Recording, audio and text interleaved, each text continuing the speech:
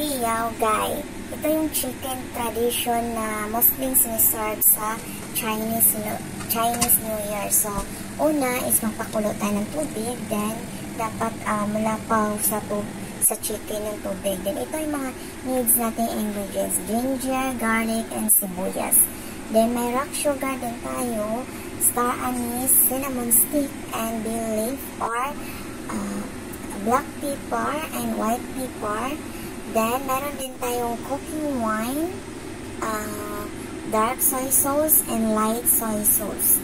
Then, after natin pagbukalan ng 20 minutes, ipapahuway natin siya mga 2 hours or 3 hours. Then, pag human na, ready na ingredients.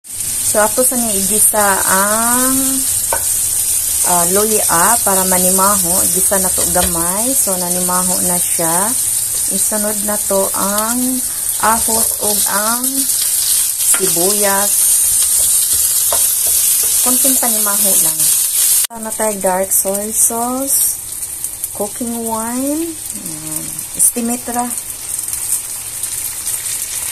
Hurot na lang eh. Light soy sauce.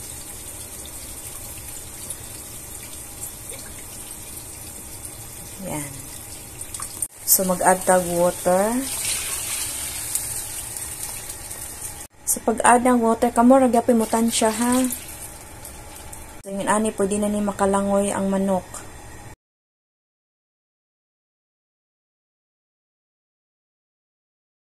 So, white pepper.